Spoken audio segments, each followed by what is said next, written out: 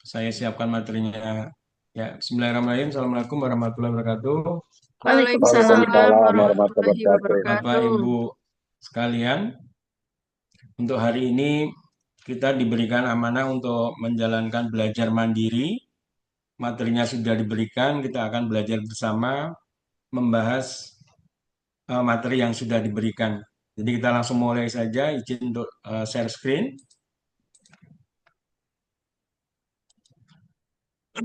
Hmm.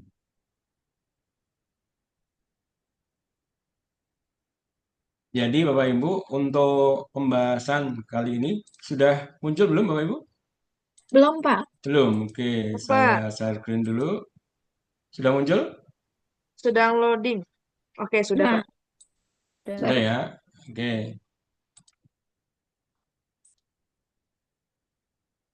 Baik Bapak Ibu, untuk materi pada hari ini topiknya adalah populasi dan sampel ya.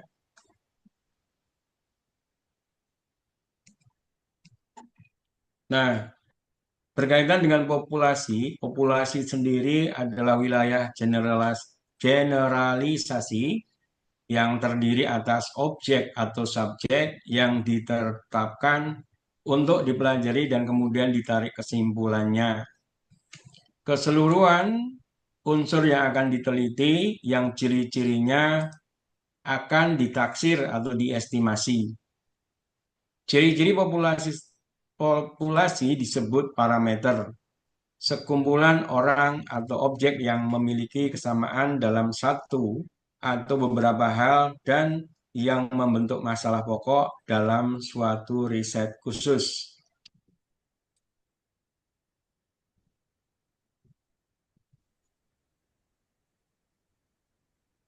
Populasi yang akan diteliti harus didefinisikan dengan jelas sebelum penelitian dilakukan. Penentuan populasi penelitian didasarkan pada judul dan variabel penelitian. Populasi penelitian akan menentukan cakupan generalisasi atau kesimpulan hasil penelitian. Jika penelitian akan digeneralisasikan pada SMA se-DKI Jakarta, maka populasinya adalah seluruh SMA se-DKI Jakarta. Selamat siang Pak Tuhu. Selamat siang, Prof. Mohon Izin, Pak, maaf ini saya menyela sebentar ya. ya, ini saya lanjutkan atau saya hentikan, Saya Prof. sebentar, Izin. saya sebentar saja pengantar sedikit. Oh, silakan, Prof. Nanti Prof. Saya stop setelah share itu dulu, Prof. ininya Anda usah apa namanya? Oh boleh boleh. Nah, ini. Slide-nya, Prof. Ya sekali lagi selamat siang. Assalamualaikum warahmatullahi wabarakatuh. Waalaikumsalam warahmatullahi Waalaikumsalam wabarakatuh. Waalaikumsalam warahmatullahi warahmatullahi wabarakatuh. wabarakatuh. Ya saya sedang di luar kota jadi tidak bisa mendampingi panjang perkuliahan ini. Eh, Terima kasih atas pengertian dan kerjasamanya ya. Kedengaran ya, jelas ya? Dengar, Pak. Clear, Ya, Pak. Jelas. agak parau juga suara saya. Jadi gini, saya tambahkan aja poin yang mungkin tidak ada di paparan, seingat saya. Tadi disebutkan populasi itu harus ditentukan sesuai dengan judul gitu ya. Jadi di judul penelitian kita, apakah itu tesis atau penelitian lain, eh, itu mencerminkan populasi. Misalnya tadi disebutkan SMA se-DKI Jakarta gitu ya. Jadi di judul itu jangan menyebutkan kelas 7 SMP gitu atau kelas 11 SMA. Kelasnya jangan disebutkan meskipun nanti sampelnya itu kelas. Kemungkinan bisa kelas, kemungkinan. Apalagi kalau eksperimen kan biasanya di kelas tertentu gitu. Kenapa? Karena nanti kesimpulan kita penelitian kan dari mulai judul langsung ke kesimpulan itu harus linear ya. Nah, karena kesimpulan nanti itu kesimpulan terhadap populasi bahwa sampelnya itu kelas tertentu atau sekolah tertentu. Kalau dia sekolah se Jakarta Barat misalnya, tapi sampelnya hanya berapa sekolah. Kesimpulannya se-Jakarta Barat. Ya, jadi supaya clear ya. Jadi populasi itu mencerminkan di mana kita meneliti dan juga nanti kesimpulannya tentang keseluruhan sekolah di wilayah yang kita nyatakan sebagai populasi, gitu. Kaitannya ke sana. Ya. Nanti yang kedua mengenai sampel itu setelah paparan nanti sampel itu harus mewakili populasi. Ya, jadi kalau kita meneliti katakanlah se-Jakarta Barat misalnya, berapa jumlah sekolah di sana? SMA negeri saja atau ada swasta atau sekolah apa? Jumlahnya berapa? Maka sampelnya harus representatif gitu. Nah, itu yang kadang judul tesis kelas saudara itu dia menyebut se-Bekasi gitu ya, kota Bekasi. Tahu-tahu dia hanya meneliti di 2 sekolah. Pertanyaannya kan apakah 2 sekolah ini sudah mewakili? Gitu kan katanya mewakili. Masih bisa dipersoalkan misalnya variabelnya apa? Ya, bahwa variabelnya eh, eh, apa berlaku di semua sekolah mungkin bisa saja. Variabel yang homogen misalnya tingkat pendidikan guru ya umumnya kan S1 gitu. Maka ketika tingkat pendidikan menjadikan variabel misalnya ini ya, jika itu yang dijadikan variabel di sekolah mana saja rata-rata kan S1 gitu. Tetapi kalau variabelnya itu kompetensi guru ya dalam menerapkan deep learning atau belum tentu homogen kan di sekolah di Jakarta Barat gitu. Itu harus diperhatikan gitu. Ya. Nah, itu mengenai sampel kemudian nanti akan dijelaskan juga jumlah sampel. Kita seringkali lupa ya bahwa rumus-rumus nanti akan ditampilkan beberapa. Itu tolong dicatat bahwa itu adalah sampel minimal. Ya. Jadi sampel minimal. Nah, banyak sekali pendapat atau rumus yang menyebutkan angka-angka atau presentasi sampel yang representatif. Ada yang menyebutkan 10 cukup gitu, ada yang 10% gitu ya. Tapi ada yang menyebutkan 30% kalau penelitian sosial misalnya. Ada yang pakai tabel, ada yang pakai rumus, ya. Nah, semua itu disebut sebenarnya adalah sampel minimal. Jangan lupa. Sehingga saya lebih memilih, lebih menyarankan untuk jangan kita mau memakai yang minimal untuk menghindari tidak representatifnya sampel gitu loh. Jadi kalau sampelnya misalnya minimal 85 menurut rumus ya, populasinya 600, akan lebih baik kalau misalnya sampelnya 150 misalnya ya, atau pakai rumus 30% gitu. Jadi intinya sampel itu pertama adalah mewakili populasi ya, karakteristik populasi. Yang kedua, prinsipnya lebih banyak sampel lebih bagus gitu. Ya. Kalau waktu kita Pilpres dulu ada elektabilitas capres itu kan penelitian apa cerminannya ya. Tapi ketika pemilih yang sebenarnya kan semua memilih gitu. Ya, meskipun ternyata mirip lah gitu. Jadi dalam hal ini kembali lagi bahkan ada yang menyatakan kalau populasinya 100 ambil aja semua gitu. Nah, kebetulan sekarang didukung oleh aplikasi yang memudahkan tidak perlu datang ke sekolah-sekolah bagi-bagi angket kan. Udah pakai Google Form atau aplikasi lainnya gitu. Nah, itu menguntungkan kita untuk mendapatkan sampel yang lebih banyak.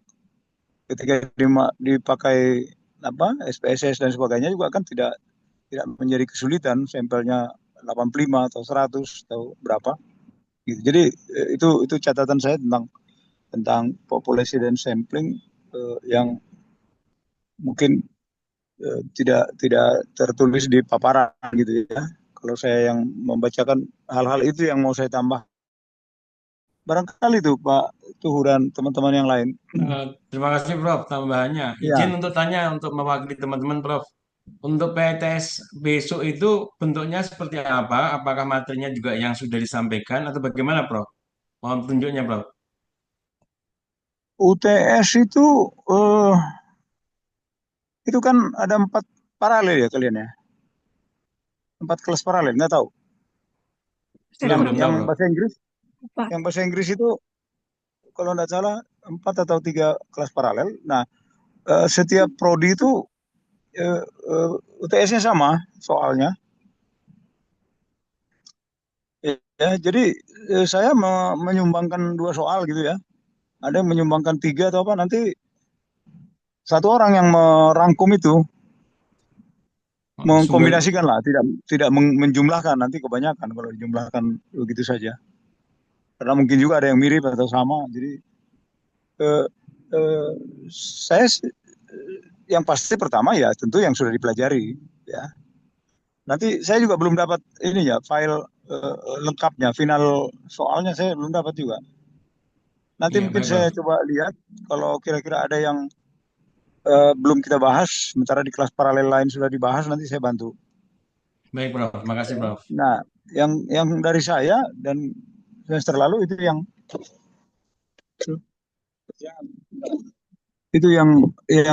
semester lalu apa yang saya masuk apa usulkan itu yang dimunculkan beberapa. Nah itu, nah itu saya sudah kasih contoh waktu perkuliahan sebelumnya ya. Jadi ada judul misalnya, seandainya judulnya begini, kira-kira perumusan masalahnya seperti apa gitu, kalimatnya. Gitu. Jadi bukan bukan teoritis gitu ya. Nah, terus bunyi hipotesisnya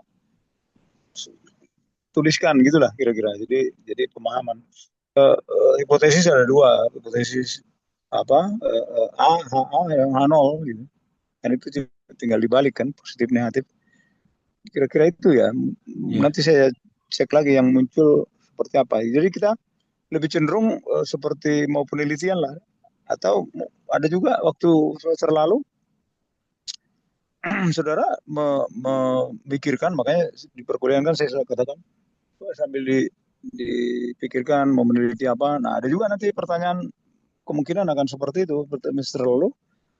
Pikirkan masalah di sekolah saudara juga, tuliskan judul yang akan saudara teliti gitu. Jadi latihan seperti latihan membuat penelitian gitu. Nah masalahnya apa, kemudian jadi mulai dari membuat judul juga, seingat saya ada. Kalau yang dari saya itu udah saya kasih judul, tinggal mana X1, X2, mana Y, mana apa permasalahannya, perumusan masalahnya apa, hipotesisnya bunyinya bagaimana, seperti itu ya. baik, Prof. Ya, kalau ada Terima yang lain kasih. nanti yang seingat saya belum tuntas saya jelaskan. Kalau soalnya sudah dikasih ke saya, nanti saya coba eh, timbangkan untuk saya arahkan. Ya, Pak Tuhu ya. Ya, terima kasih, Prof. Ya, makasih. Ada lagi? Prof, izin Cukup itu. bertanya, Prof. Iya, Untuk jawaban nanti itu diketik atau ditulis tangan, dok? Prof. ketentuannya gimana? Hmm. Ikut ketentuan aja lah. Saya belum dapat soalnya, Oh. soal Eh, finalnya. Pak, Ini online diketik kan? aja. Diketik aja ya, Pak. Ini online kan? online, Online, online, Pak. Iya, betul. betul, Prof. Hmm. Hmm. Tapi to the point aja ya. Saya kalaupun diketik itu saya nggak baca semua terus terang. Hmm. Saudara kan mengerjakan 5 soal. Kalau mahasiswanya 40, saya menjawab 200 soal kan. Harus membaca. Jadi saya lihat ininya aja, apa namanya, main idenya gitu ya. Jadi percuma dipanjang-panjangin. Tapi kalau mata kuliah ini kan enggak. Yang repot itu kalau mata kuliah apa, evaluasi, mata kuliah kurikulum gitu kan. Sampai kayak nulis makalah gitu. Menurut pendapat ini, wah itu udah tinggal kelihatan terlalu jujur itu. Bahwa itu di copy dari mana-mana gitu kan. Sebenarnya yang kita inginkan itu pendapat saudara setelah belajar sekian lama, bukan bukan di copy dari buku gitu. Ada plus minusnya lah, apa diketik atau tulis tangan itu. Tapi kalau ini kan nggak panjang lebar kan jawaban saudara. Hipotesis kok dirumuskan kemana-mana kan nggak. Ya, bagi saya tuh untuk mata kuliah ini nggak masalah kalaupun diketik. Ya, tapi beda-beda ini ya, karena konfirmasi ke dosen masing-masing kalau mata kuliahnya.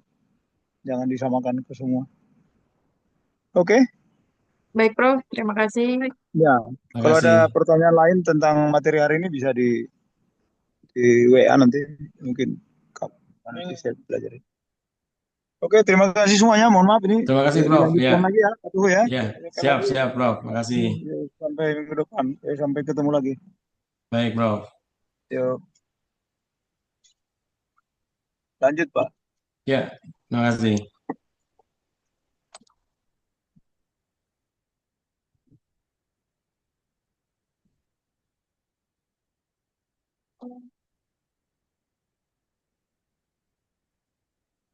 Sudah kelihatan Bapak Ibu?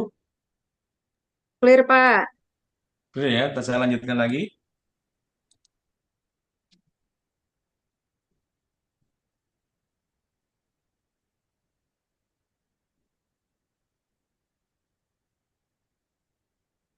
Ini yang berikutnya ya, lanjutan dari yang sudah disampaikan tadi. Kita tadi kan sampai dengan maka populasinya adalah seluruh SMA se-DKI Jakarta. Nah, kita lanjutkan.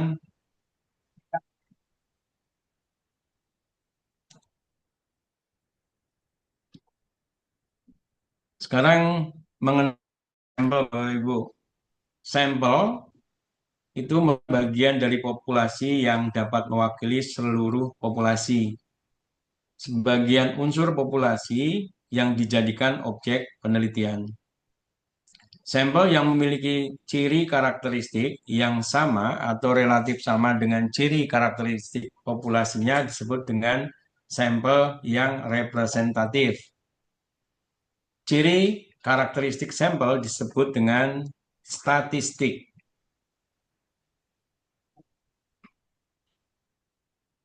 Alur pemikiran populasi dan sampel. Ini ada dua gambar, kiri dan kanan itu populasi itu ukurannya lebih besar, sedangkan sampel itu ukurannya lebih kecil. Nah, teknik sampling yang nomor satu, kemudian prosesnya diteliti, dan kemudian generalisasi.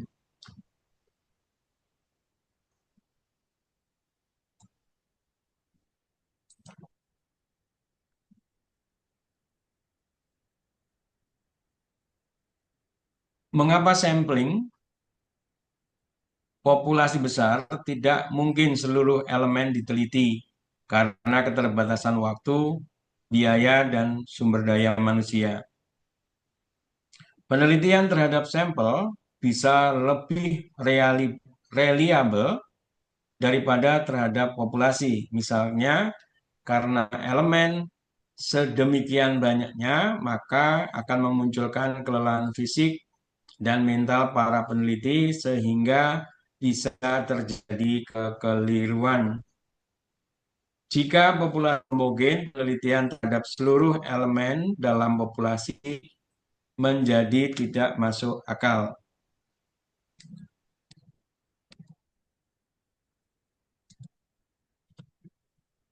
Subjek, objek, dan responden penelitian.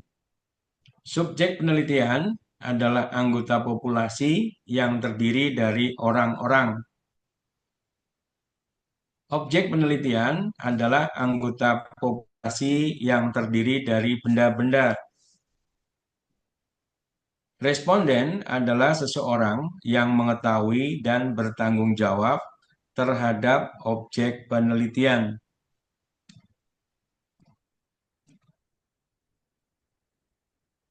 Pengertian-pengertian, populasi adalah sekelompok orang, kejadian atau benda yang dijadikan objek penelitian.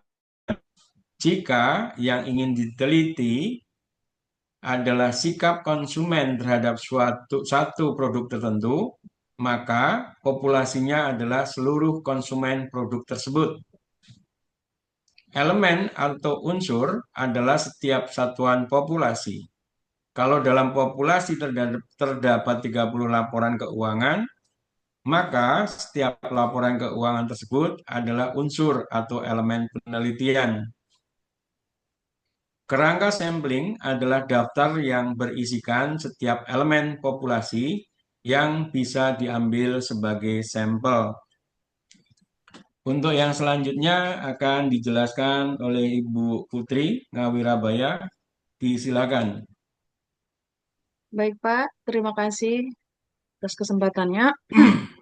Materi selanjutnya di sini adalah syarat sampel, yaitu akurasi atau ketepatan, yaitu tingkat ketiadaan, bias, atau kekeliruan dalam sampel.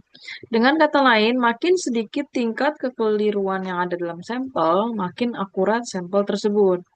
Nah, di sini tolak ukur adanya bias atau kekeliruan adalah dari populasi. Agar sampel dapat memprediksi dengan baik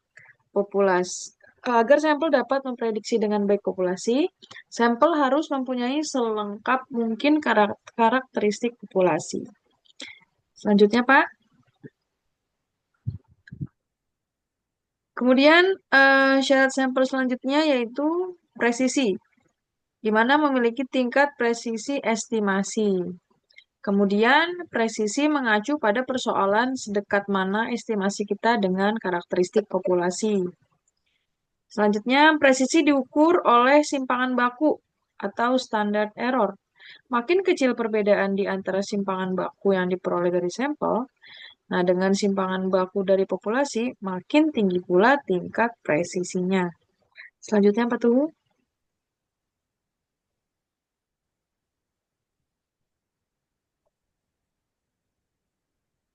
Kemudian di sini ada ukuran sampel. Banyak cara menentukan ukuran sampel dari suatu populasi. Nah, beberapa ahli mengemukakan berbagai cara yang berbeda. Ukuran sampel juga mempengaruhi tingkat kesalahan yang terjadi. Nah, semakin banyak sampel, maka semakin kecil tingkat kesalahan generalisasi yang terjadi atau sebaliknya. Selanjutnya, Pak Tuhu. Di sini ada faktor-faktor yang mempengaruhi ukuran sampel, yaitu tingkat presisi yang diinginkan atau level of precision, kemudian derajat keseragaman atau degree of homogeneity, banyaknya variabel yang diteliti dan rancangan analisis, kemudian juga faktor yang mempengaruhi adanya biaya, waktu, dan tenaga yang tersedia. Selanjutnya, Pak Tuhu.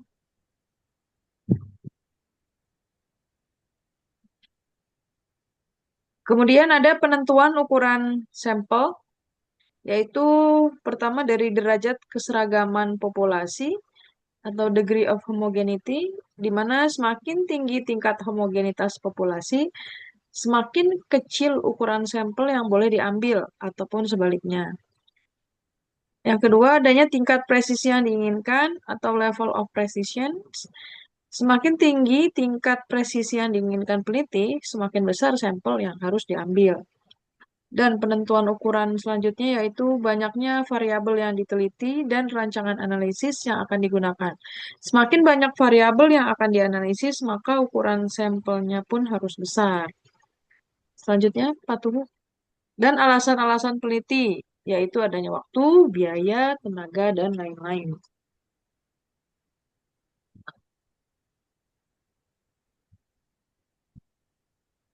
Di sini ada gambar, yaitu hubungan antara ukuran sampel dan tingkat kesalahan.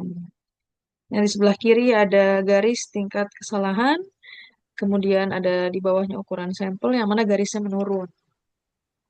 Selanjutnya, Pak Tuhu.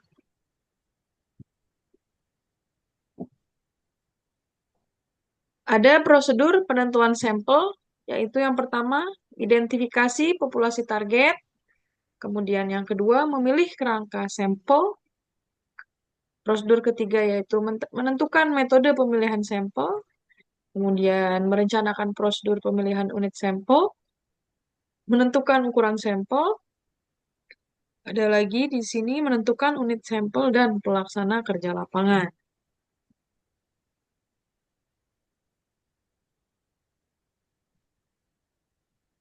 Di sini ada menentukan ukuran sampel menurut G.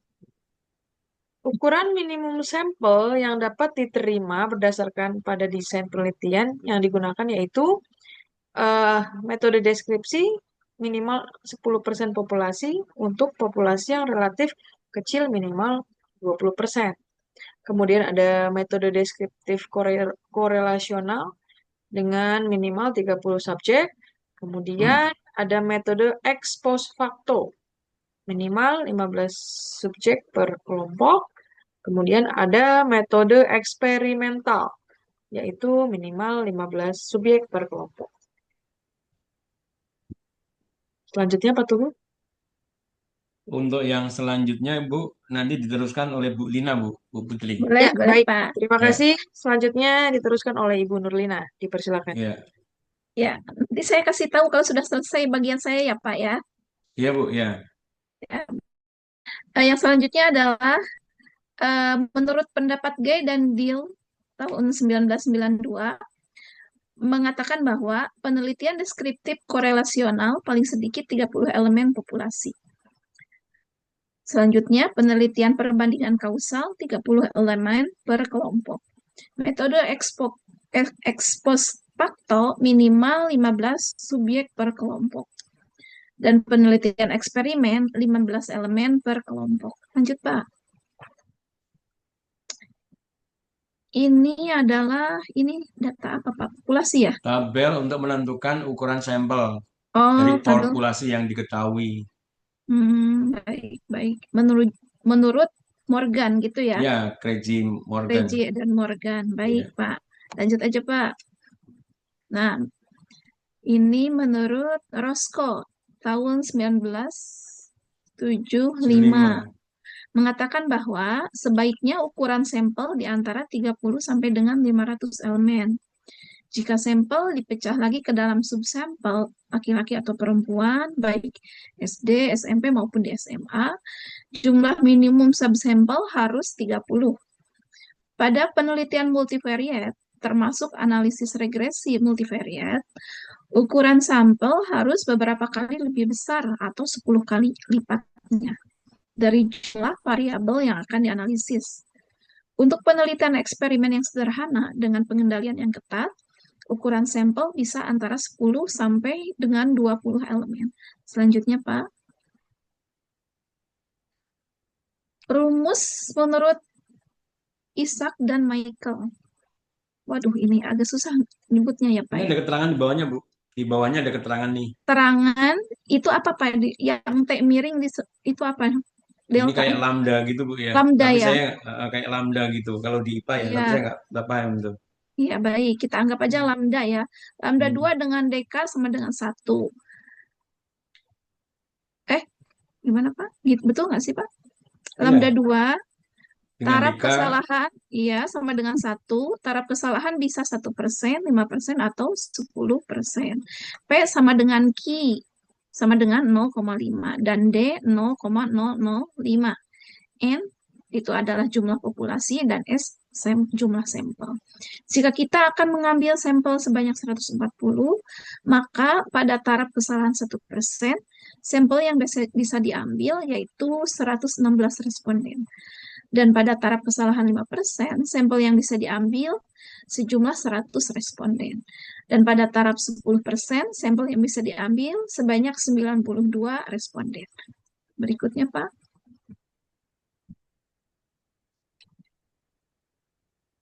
Dan sekarang adalah teknik sampling.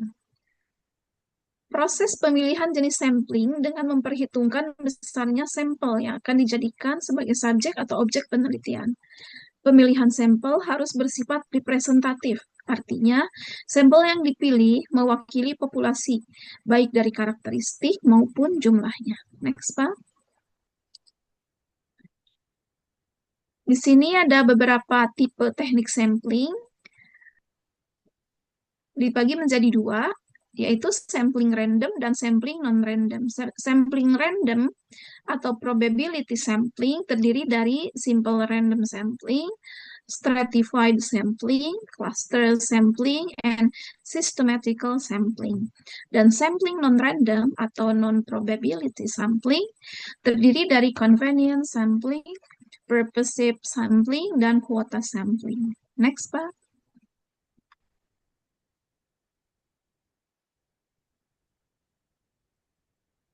Di probability sampling, setiap anggota populasi mempunyai peluang sama untuk dipilih menjadi anggota sampel. Hasil penelitian dijadikan ukuran untuk mengestimasi populasi atau melakukan generalisasi. Setiap elemen dalam populasi mempunyai kesempatan yang sama untuk diseleksi sebagai subjek dalam sampel. Representatif ini penting untuk generalisasi. Next. Menentukan probabilitas atau besarnya kemungkinan setiap unsur dijadikan sampel.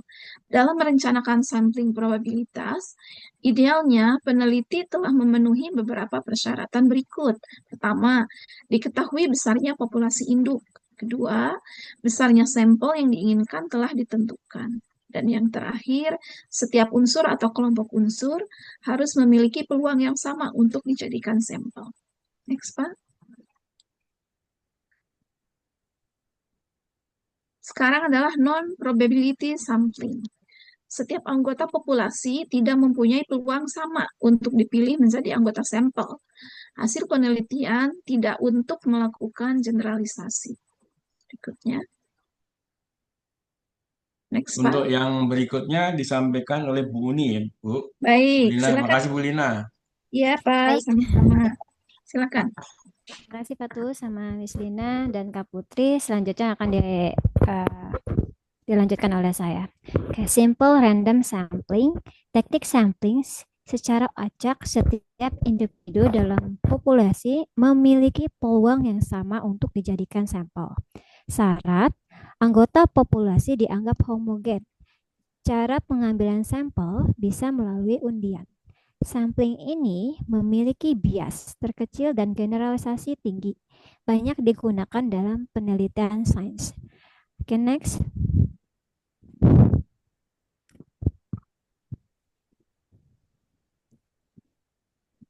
Prosedur simple random sampling, susun sampling frames, tetapkan jumlah sampel yang akan diambil, kemudian tentukan alat pemilihan sampel, dan yang terakhir adalah pilih sampel sampai dengan jumlah terpenuhi.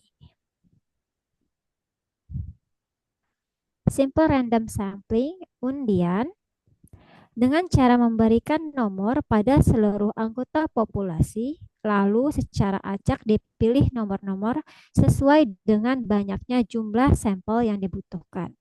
Ada dua cara. Ada dua rancangan secara undian, yaitu pengambilan sampel tanpa pengambilan, yang berarti sampel yang pernah terpilih tidak akan dipilih lagi, akan menghasilkan nilai probabilitas yang tidak konstan. Dan yang kedua yaitu pengambilan sampel dengan pengembalian, yang berarti sampel yang pernah terpilih ada kemungkinan terpilih lagi, menghasilkan nilai probabilitas yang konstan. Selanjutnya di sini ada simple random sampling, tabel bilangan random. Menggunakan tabel bilangan random secara acak, yaitu suatu tabel yang terdiri dari bilangan-bilangan yang tidak berurutan.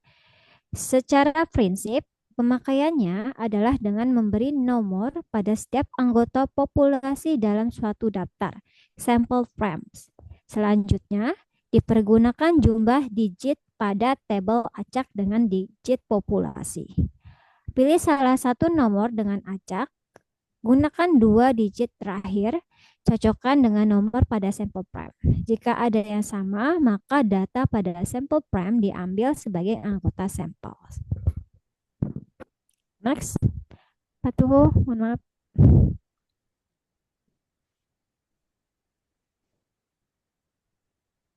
Dan selanjutnya di next ini contoh menentukan responden menggunakan tabel bilangan random.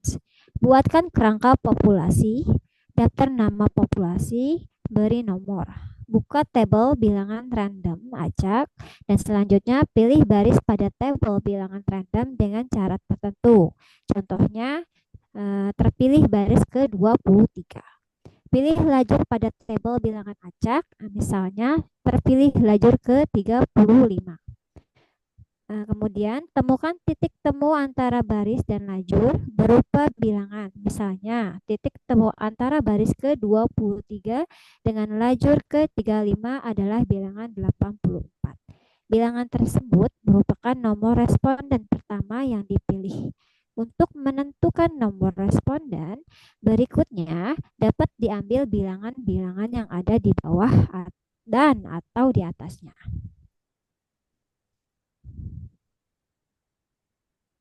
Stratified random sampling digunakan untuk mengurangi pengaruh faktor heterogen dan melakukan pembagian elemen-elemen populasi ke dalam strata. Selanjutnya, dari masing-masing strata dipilih sampelnya secara random sesuai proporsinya.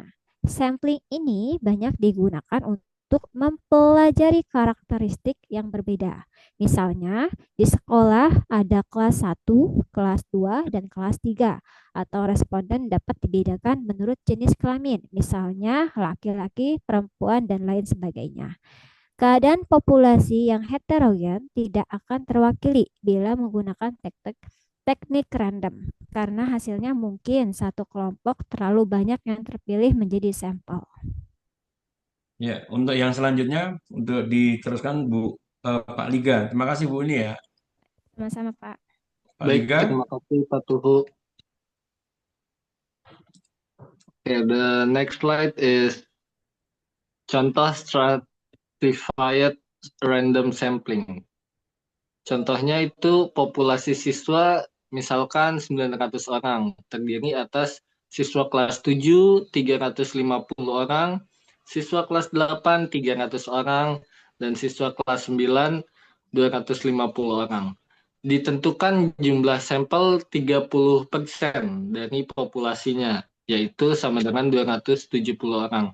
Pilih secara acak, sampel dari kelas 7 sama dengan 30% kali 350 sama dengan 105 orang. Kelas 8 90 orang dan kelas 9 75 orang. Next slide, Pak. Oke, yang selanjutnya yaitu adalah cluster sampling. Elemen-elemen dalam populasi dibagi ke dalam klaster atau kelompok. Jika ada beberapa kelompok dengan heterogenitas dalam kelompoknya dan homogenitas antar kelompok, teknik cluster ini sering digunakan oleh para peneliti di lapangan yang mungkin wilayahnya luas. Sampling ini mudah dan murah, tapi tidak efisien dalam hal ketepatan serta tidak umum. Next slide, Pak. Nah, selanjutnya, cluster sampling ini digunakan jika objek yang akan diteliti sangat luas. Populasi biasanya dalam bentuk gugus atau kelompok-kelompok tertentu. Anggota gugus atau kelompok mungkin tidak homogen, misalnya akan diambil populasi seluruh guru SD di Kota Bogor. Pengambilan sampelnya dengan cara membagi wilayah Kota Bogor ke dalam 6 wilayah. Kemudian dari masing-masing kecamatan diambil perwakilannya. Jumlah sampel tiap kecamatan diambil secara proporsional. Next slide. Selanjutnya, systematic sampling. Setiap elemen populasi dipilih dengan suatu jarak interval atau tiap ke n elemen dan dimulai secara random dan selanjutnya dipilih sampelnya pada setiap jarak interval tertentu. Jarak interval misalnya ditentukan angka pembagi 5, 6, atau 10 atau dapat menggunakan dasar urutan abjad. Syarat yang perlu diperhatikan oleh peneliti adalah adanya daftar semua anggota populasi. Selanjutnya,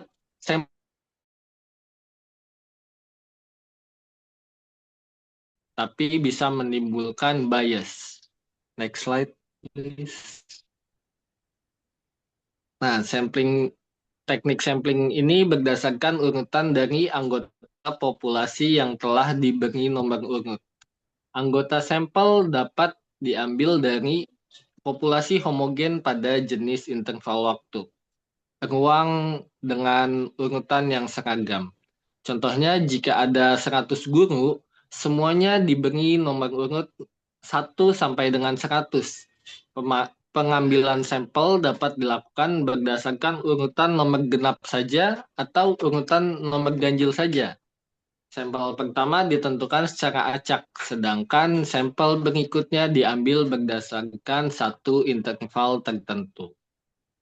Selanjutnya, Pak, yaitu selanjutnya non-probability sampling. Setiap elemen dalam populasi belum tentu mempunyai kesempatan sama untuk diseleksi sebagai subjek dalam sampel. Dalam hal ini, waktu adalah masalah yang utama. Selanjutnya, non-probability sampling tidak mengukur sejauh mana karakteristik sampel mendekati parameter populasi induknya, sehingga kenyataannya peneliti pada umumnya tidak dapat mengidentifikasikan populasi induk sama sekali. Oleh karena itu, sampel yang diambil tidak dapat digeneralisasikan pada populasi tempat sampel tersebut diambil, karena itu kesalahan sampling tidak perlu dibahas. Kelemahannya yaitu tidak ada kontrol terhadap investigator bias dalam pemilihan sampel. Yang kedua, variabilitasnya tidak bisa dihitung menggunakan sampling theory.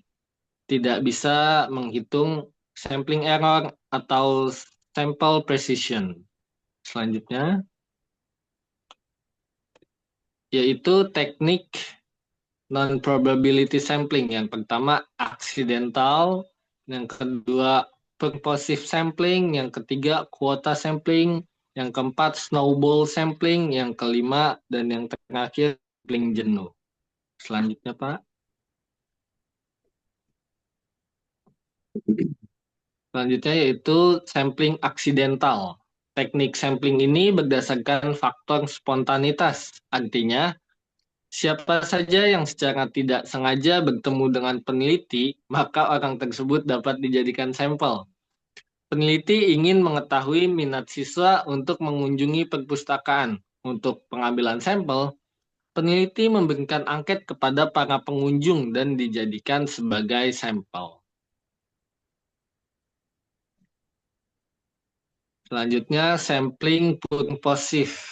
Teknik pengambilan sampel ini dengan pertimbangan tertentu. Peneliti ingin mengetahui model pembelajaran aktif, maka sampel yang dipilih yaitu responden yang ahli dalam bidang pembelajaran aktif. Pemilihan sampel didasarkan pada karakteristik tertentu yang dianggap mempunyai hubungan dengan karakteristik populasi. Memilih sampel berdasarkan kelompok, wilayah, atau sekelompok individu melalui pertimbangan tertentu yang diyakini mewakili semua unit analisis yang ada.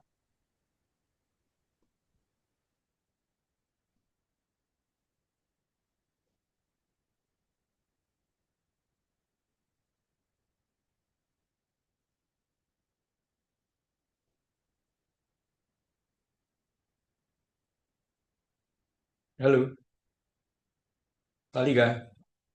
Ngelek kayaknya. Dilanjutin aja Bu Mary. Nah, sudah terlihat Pak. Oh, Terima udah, kasih. udah. Ya, ya. Ya. Selanjutnya yaitu sampling kuota. Merupakan metode penetapan sampel dengan menentukan terlebih dahulu kuota pada setiap kelompok. Sebelum kuota setiap kelompok terpenuhi, penelitian belum dianggap selesai. Misalnya, pengambilan sampel dari 1.000 guru PNS. Jika kuota sampel yang dibutuhkan adalah 100 guru, maka pengambilan sampel dapat dilakukan dengan memilih sampel secara bebas dengan karakteristik yang telah ditentukan peneliti.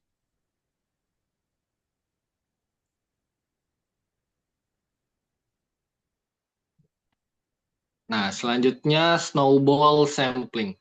Teknik sampling yang semula berjumlah sedikit, kemudian anggota sampel atau responden menunjuk temannya untuk sehingga menjadi sampel.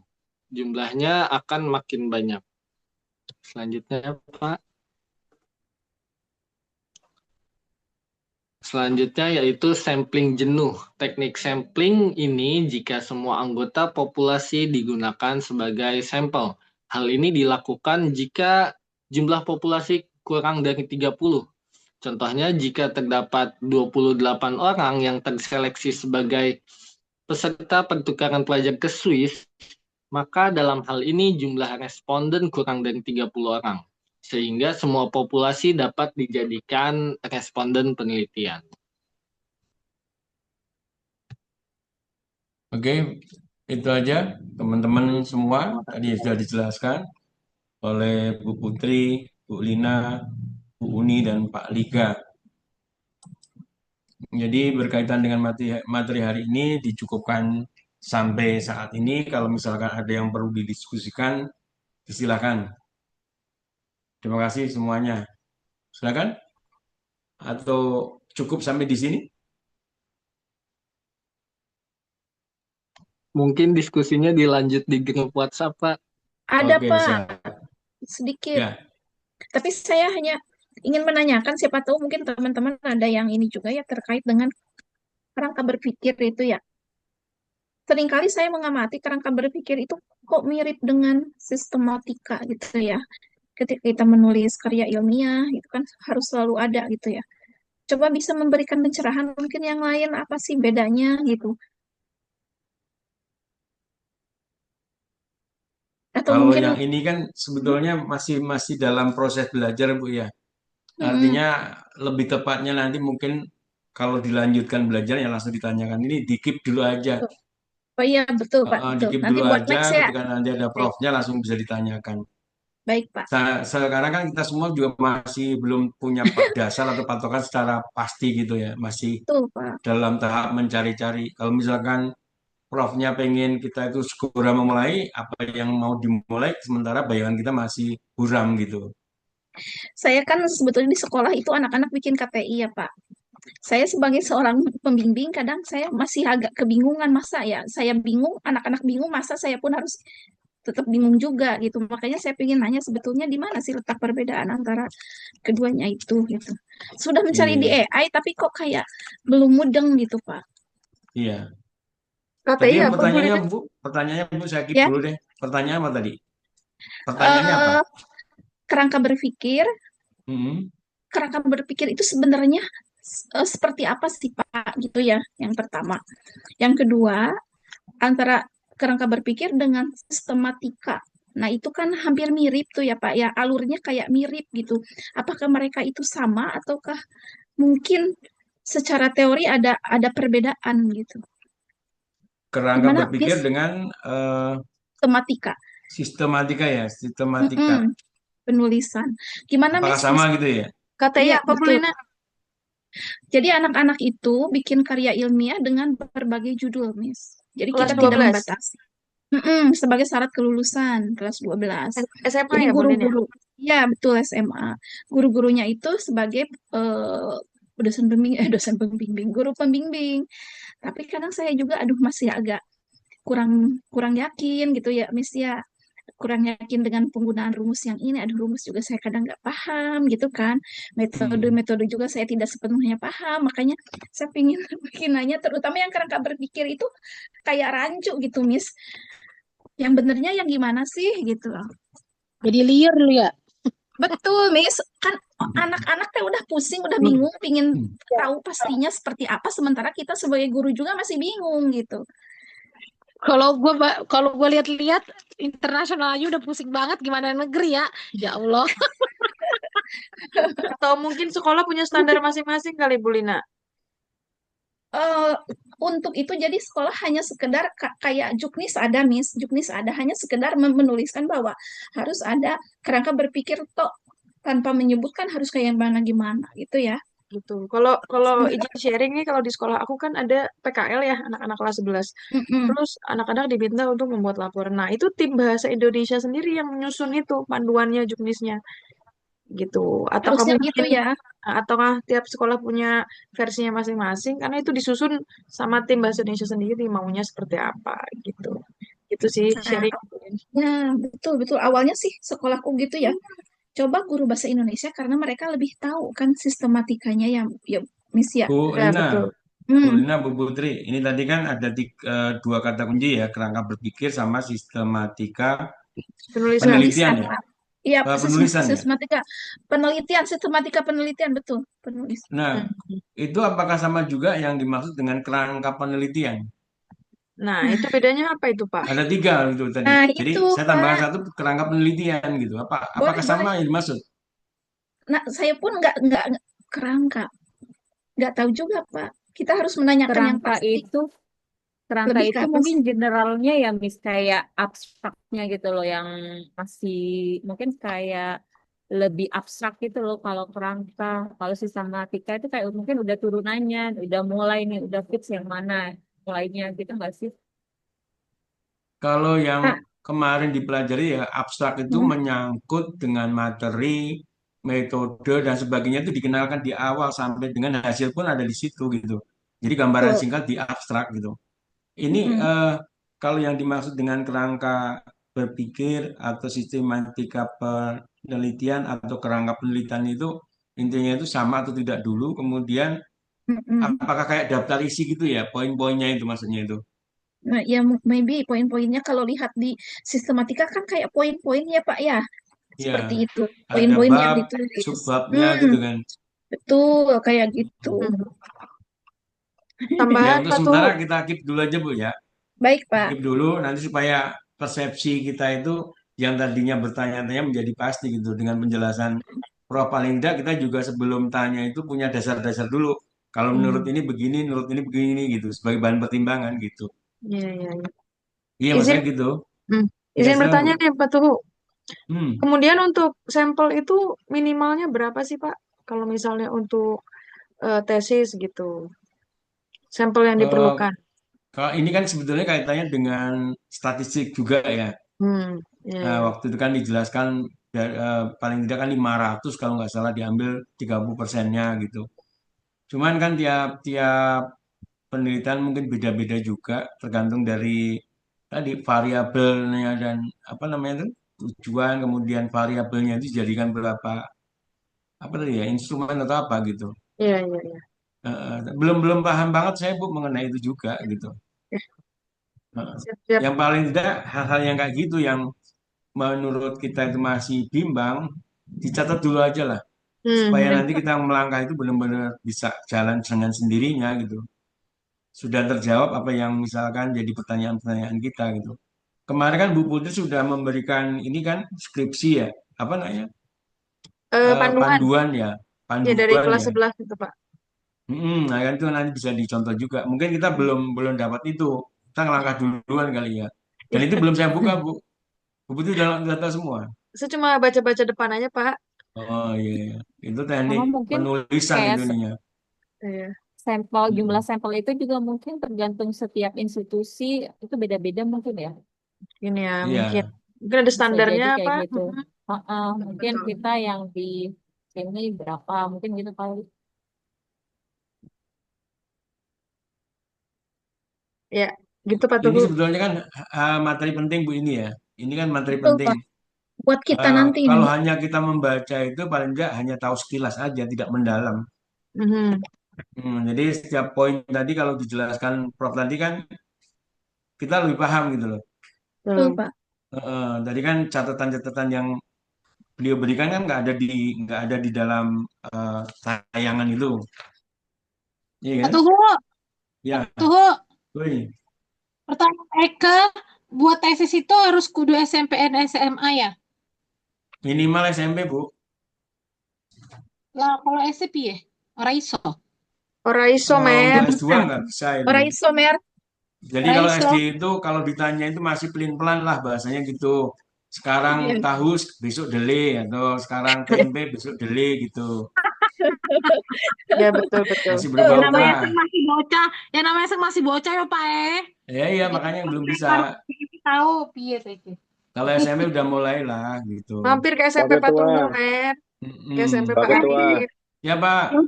Gue magang di sudah di absen SMP-nya Pak belum? Tuhu. Saya hadir ya. Oh, absen dulu Pak Tuhu, di absen dulu. Oh iya iya sorry Ya. sorry. Saya mau izin live soalnya. Absen dulu Oh, dong. oke oke siap Pak Arif. Coba di ini ya apa namanya saya Pak Haris ada nggak Pak Haris? Tadi Ada. ada Pak Arif, ada Pak Bu Astri, Ada. Bu Astri Semuanya Permata, ada. ada Bu Atifatur, ada Bu Esther, ada ya? Ada semua. Bu Fitri, Bu Fitri, Ada Pak, ada. Bu Lagi makan Fitri dia. Maulidia, Bu Hasana ada, Ada Pak. Pak Liga ada, Bu Mary ada, Bu Nurlina ada, Bu Putri Andini, Ada. Bu Pak. Putri Ngawi ada, Bu Rahayu Ada. ada, kemudian Bu Rahmawati, Rahmawati, Rahmati, ada ya? Ada. Bu Sofi Hadir nggak Pak. kedengaran, Bu Sofi? Ada Ada Pak. Lagi ada acara dia Pak. Ada ya? Ada Pak. Bu Tuni ada, Bu Uni tadi ada, Bu Yaro ada, berarti ada semua dong. Ada semua, Iya, Pak. ada. Semua. Pak Haris ada. Ada semua ya? Ada Putri semua. Andini nggak ada. Hadir, Siapa? Pak. Putri Andini Hadir. mana? Putri Andini ada. Ada itu. Mana? Ada tadi sempat ada. Oh, oke. Oke, Ada. saya laporkan deh kalau ini ya. Nah, ini tadi kan ada yang materi nanti yang untuk reading ya. Reading Betul. itu ada soal ya kalau nggak salah itu. Iya Pak, Betul, Pak. soal. Nah, hari ini materinya apa belum tahu ya. Mengerjakan Jadi soal Saya itu stop kayaknya dulu Pak. ya. Saya stop dulu ya yang untuk apa? Oh iya.